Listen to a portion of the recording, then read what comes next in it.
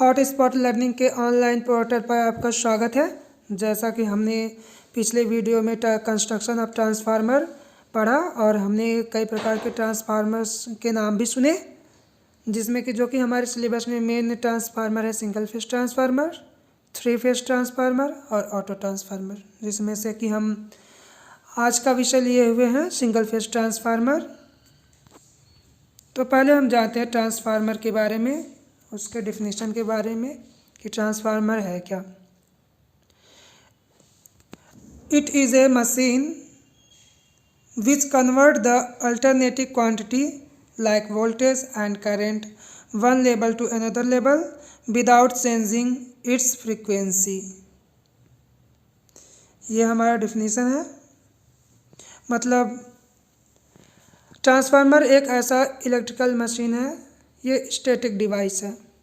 Transformer एक ऐसा electrical machine है जो कि वोल्टेज और करंट के लेवल को बदलता है, वोल्टेज में परिवर्तन करता है, करंट में परिवर्तन करता है, वोल्टेज को घटा सकता है, वोल्टेज को बढ़ा सकता है, और वोल्टेज के अकॉर्डिंग करंट स्वतः चेंज होता रहता है।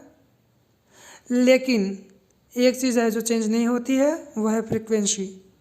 अगर ट्रांसफार्मर के इनपुट पर फ्रीक्वेंसी 50 हर्ट्ज़ है तो ट्रांसफार्मर के आउटपुट पर भी फ्रीक्वेंसी 50 हर्ट्ज़ ही होगी।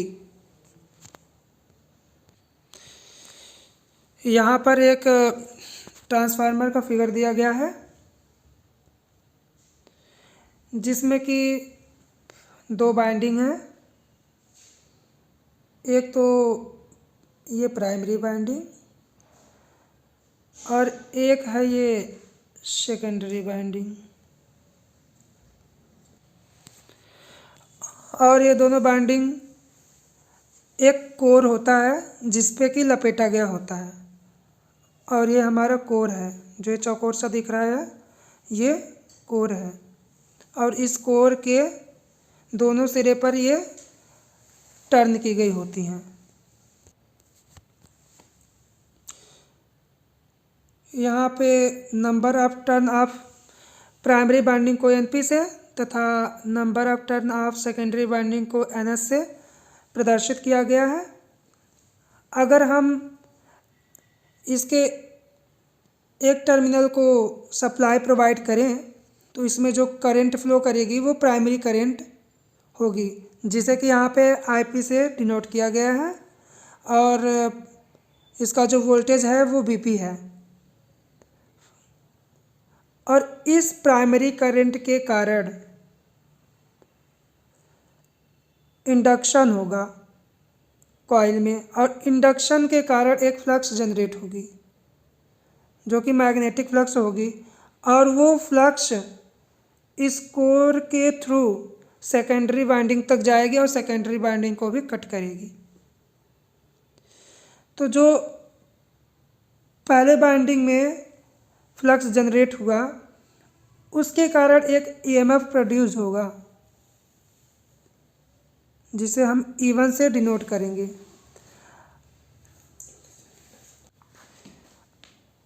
और जब ये फ्लक्स सेकेंडरी वाइंडिंग को कट करेगी तो यहाँ भी एक प्रकार का EMF जनरेट होगा, जिसे हम E2 से डिनोट करेंगे।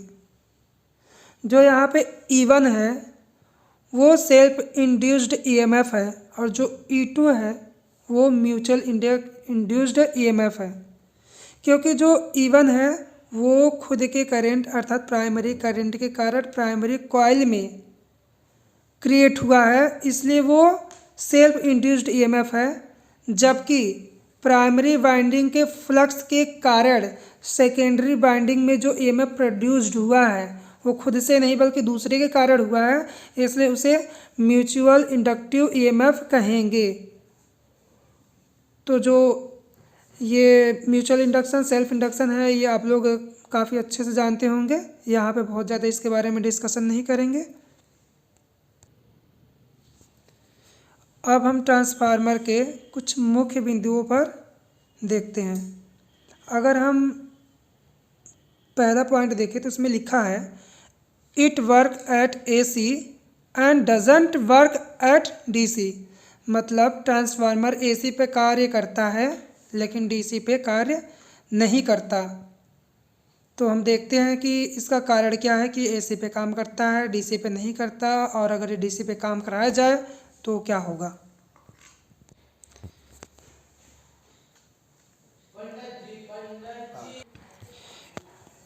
यहाँ देखिए पहले फिगर में हमने ऊपर वाले फिगर में फ्लक्स का साइनसॉइडल वेव लिया हुआ है। ये फ्लक्स का साइनसॉइडल वेव है जिसमें लिखा है कि 5/5m sin ओमेगा t, और हम इसे एसी पे लेते हैं। जब हम एसी पे लेंगे तो हम ये देखेंगे कि जो फ्लक्स है वो अलग अलग जगह वेरी कर रहा, चेंज हो रहा है, घट रहा है, बढ़ रहा है, घट रहा है, बढ़ रहा है, कहीं घटना कहीं बढ़ना, वेरिएशन है। लेकिन अगर हम यही बात करें डीसी की तो इसमें फ्लक्स में कहीं वेरिएशन नहीं है, फ्लक्स हर जगह उतना ही है, सेम कंडीशन फ्लक्स की। तो जब फ्लक्स में वेरिएशन ही नहीं होगा, डीसी के केस में फ्लक्स में वेरिएशन ही नहीं होगा, और जब फ्लक्स में वेरिएशन नहीं होगा तो इंडक्शन नहीं होगा, म्यूचुअल इंडक्शन नहीं होगा, और जब म्यूचुअल इंडक्शन होगा ही नहीं तो ट्रांसफार्मर वर्क नहीं करेगा। तो इसीलिए ट्रांसफार्मर केवल एसी पे काम करता है, क्योंकि उसमें फ्लक्स वेरी करता है, मतलब फ्लक्स बदलता रहता है, कभी 0 पे है, कभी कहाँ वेरी करेगा, घटेगा बढ़ेगा, घटेगा बढ़ेगा। फ्लक्स वेरी करेगा तो इंडक्शन होगा, फ्लक्स वेरी नहीं करेगा तो इंडक्शन नहीं होगा, इंडक्शन नहीं होगा ट्रांसफार्मर काम नहीं करेगा। इसीलिए एसी वाले केस में फ्लक्स वेरी कर रहा है तो इंडक्शन हो रहा है, तो ट्रांसफार्मर एसी पे काम कर रही है। डीसी वाले केस में फ्लक्स वेरी नहीं कर रहा है, इसीलिए इंडक्शन नहीं हो रहा, और इसीलिए ट्रांसफार्मर डीसी पे काम नहीं करेगी। फिर बात ये आती है कि अगर हमने डीसी पे चला ही दिया ट्रांसफार्मर को तो क्या होगा। तो हम इसका भी जवाब देखते हैं।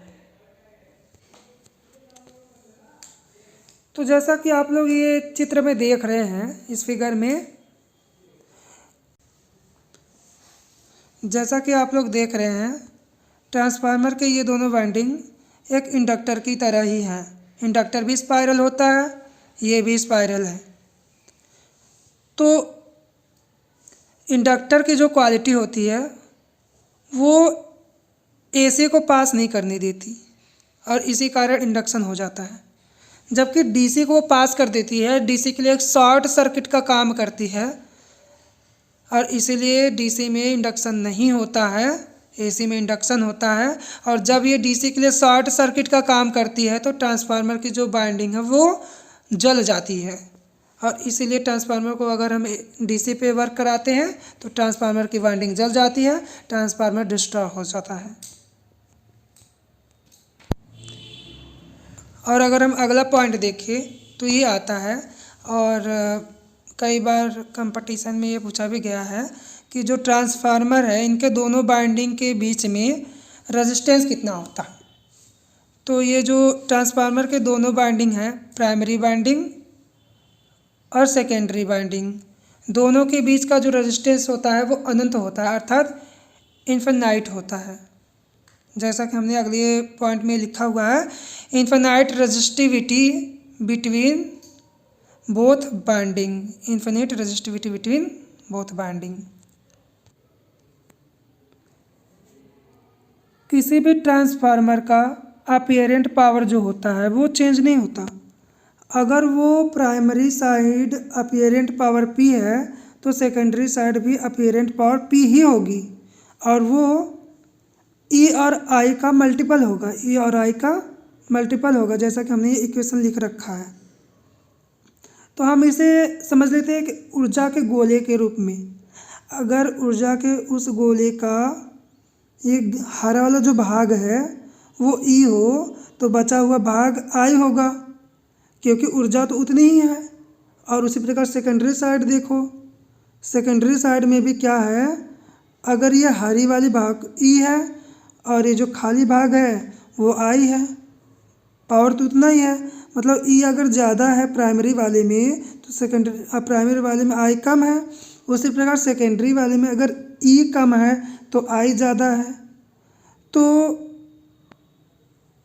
हम यहाँ पे कुछ कंडीशनल इक्वेशन आपको समझाएंगे जिसमें ई और आई बहुत लोगों को याद रखने में दिक्कत होती है, इसलिए हमने ये बात आप लोगों को बताई। अभी हम आपको कंडीशनल इक्वेशन समझाते हैं। For step of transformer, step of transformer के लिए पहला कंडीशन है कि E2 ज़्यादा होना चाहिए E1 से, अर्थात E2 ग्रेटर देन E1। जो सेकेंडरी बाइंडिंग EMF है वो प्राइमरी बाइंडिंग EMF से ज़्यादा होना चाहिए। ठीक इसके विपरीत जैसे कि हमने पिछले उदाहरण में बताया था ऊर्जा के गोले के रूप में, तो जब E2 ग्रेटर देन E1 है तो ठीक इसके विपरीत I का रिलेशन होगा, I2 लेस देन I1 होगा।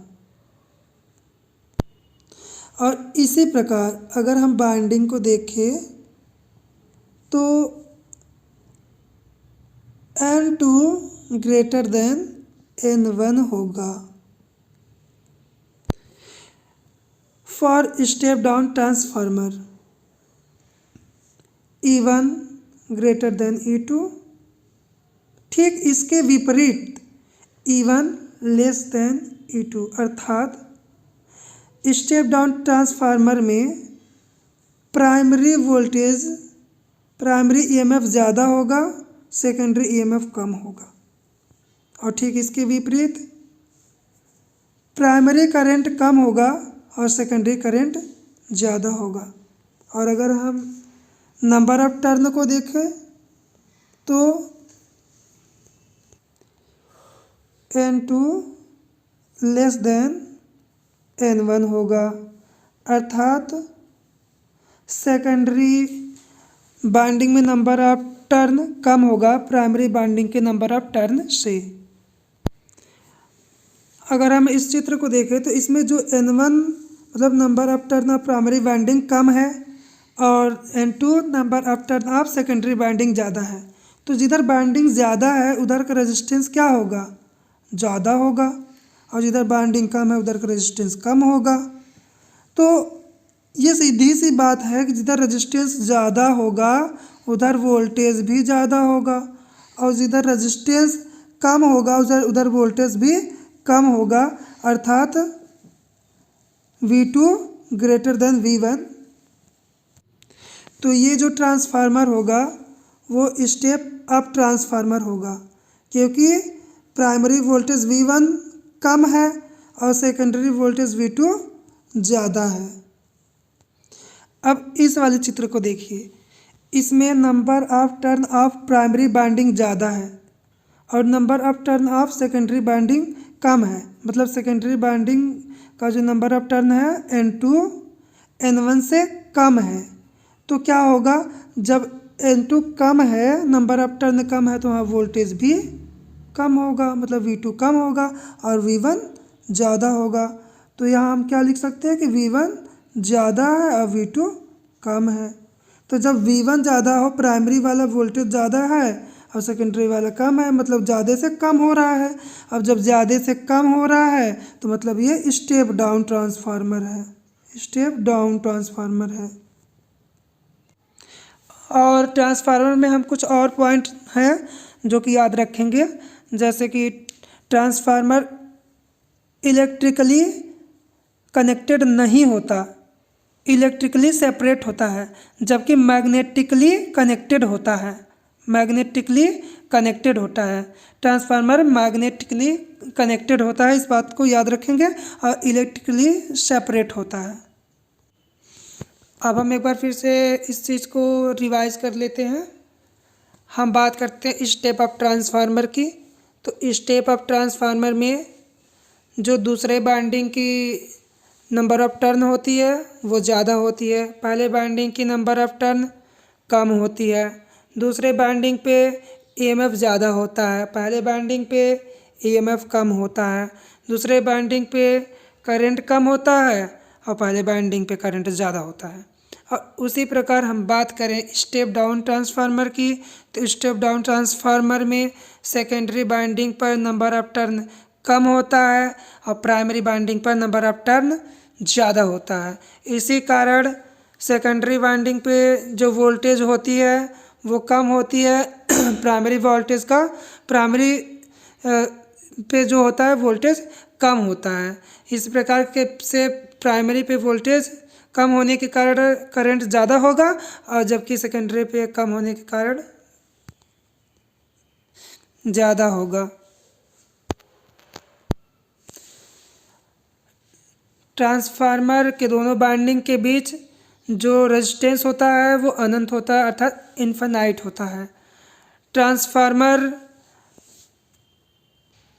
एसी पे काम करता है लेकिन डीसी पे काम नहीं करता।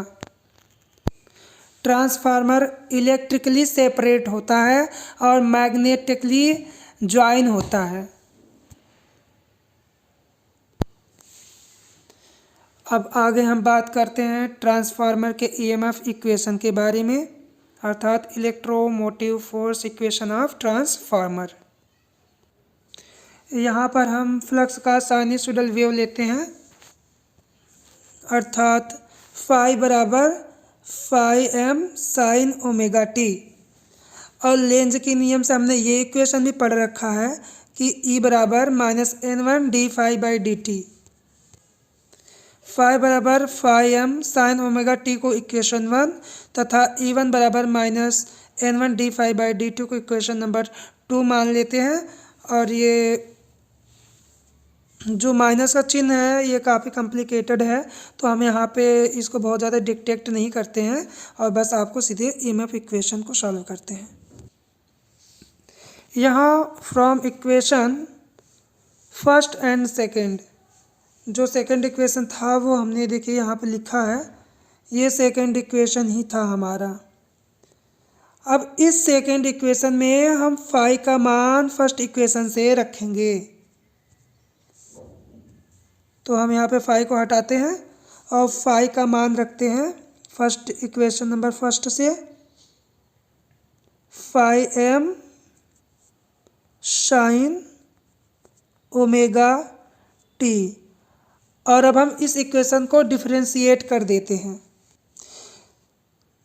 जब हम इस इक्वेशन को डिफरेंशिएट करेंगे तो हो जाएगा ई वन बराबर माइनस एन वन वैसे ही रहेगा, फाई एम बाहर आएगा और साइन का हो जाएगा कॉस ओमेगा टी। और ओमेगा टी को जब डिफरेंशिएट करेंगे तो उसमें ओमेगा बाहर आ जाएगा। अब हमारा इक्वेशन बन गया ई वन बराबर minus N one phi M cos omega T into omega. अब हम इसे सीक्वेंस में लिख लेते हैं, ई वन बराबर minus N one phi M, omega को पहले ले लेते हैं, ओमेगा कॉस ओमेगा टी। और अब हम उसे इस प्रकार लिख सकते हैं, ई वन बराबर N one phi M omega और फिर माइनस को हम कॉस के साथ कर दें तो माइनस कॉस ओमेगा टी हो जाएगा। तो हमारा जो इक्वेशन आया वो आया ई वन बराबर N one phi M omega और माइनस को हम कॉस के साथ ले लिए तो ये हो गया माइनस कॉस ओमेगा टी। तो हम जानते हैं कि माइनस कॉस ओमेगा टी बराबर होता है साइन ओमेगा टी माइनस 19 के। इसलिए अब हमारा जो इक्वेशन है वो बन जाएगा ई वन बराबर N one phi M omega into sine omega T minus 90। तो हमारा जो इक्वेशन आया है वो है ई वन बराबर N one phi M omega sine omega T minus 19। चूँकि हम जानते हैं कि ई मैक्स अर्थात मैक्सिमम है, ई मैक्सिमम होता है N one phi maximum into omega. तो अगर हम N1 phi maximum into omega की जगह ई मैक्सिमम रख दें तो हमारा इक्वेशन बन के आएगा E1 बराबर ई maximum into sine omega T minus 90। और इस इक्वेशन को हम मान लेते हैं इक्वेशन नंबर 3। चूँकि हम लोग जानते हैं कि ERMS बराबर होता है EM, ये पूरा जो वैल्यू है वो EM का है। EM मतलब E maximum by root 2। ERMS बराबर होता है E मैक्सिमम बाई रूट 2। तो EM की जगह हम रखेंगे N1 5m omega by root 2। तो उसकी जो वैल्यू आएगी वो आएगी 2 पाई f N1 5m by root 2। अगर हम 2 पाई बाई रूट 2 को सॉल्व करेंगे तो उसकी वैल्यू आएगी 4.44। तो इस प्रकार जो E1 की वैल्यू आएगी वो आएगी E1 बराबर 4.445 f N1। सिमिलर अगर हम E2 की वैल्यू लिखें तो E2 बराबर 4.445 f N2। मतलब दोनों में केवल N1 और N2 ही बदलेगा, बाकी 4.44 सेम रहेगा, 5 मैक्सिमम भी सेम रहेगा, फ्रीक्वेंसी भी सेम रहेगा, केवल चेंज होगा तो N1 एंड N2 चेंज होगा। और एक चीज़ नहीं भूलेंगे, जो ये E1 E2 की जो वैल्यू है वो वोल्ट में आएगी, वो वोल्ट में आएगी। यूनिट लिखना कोई नहीं भूलेगा, यूनिट बहुत ही इम्पोर्टेंट होता है। अगर हम E1 को E2 से डिवाइड करें तो हम पाएंगे कि ऐसे 4.44 को 4.44 से काट दें, 5m को 5m से काट दें, f को f से काट दें तो हमारे पास बचेगा E1 बाई E2 बराबर N1 बाई N2। ये ट्रांसफार्मर रेशियो है।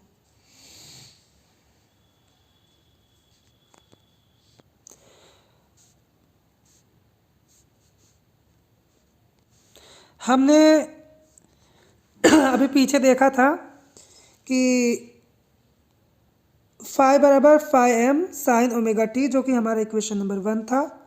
E1 बराबर E maximum sign omega T minus 90 था, जो कि इक्वेशन नंबर 2 था।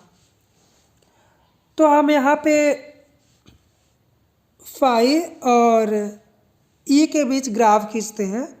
तो जैसा कि हम देख रहे हैं, फाई में ओमेगा टी जो एंगल है उसमें ना कुछ जुड़ा है ना कुछ घटा है, इसलिए हम जो फाई है फाई को ही रेफरेंस मान लेते हैं और यहाँ पे इस फाई को ही हम रेफरेंस मान लेते हैं और ये 0 डिग्री रेफरेंस पे फाई को खींच देंगे। तो हम दूसरे इक्वेशन में देख रहे हैं कि जो E1 है वो 90 डिग्री पीछे है, मतलब 90 डिग्री लैग कर रही है। तो हम इसे 90 डिग्री लैग पे बनाएंगे E को, अर्थात जो EMF है वो 90 डिग्री लैग करेगी फ्लक्स से। अर्थात इस ग्राफ में हम देख रहे हैं कि जो ट्रांसफार्मर का जो EMF है वो फ्लक्स से 90 डिग्री लैग कर रही है। बाकी आज का टॉपिक बस यहीं तक होता है। आगे हम no load operation, full load operation of transformer पढ़ेंगे। तब तक के लिए नमस्कार।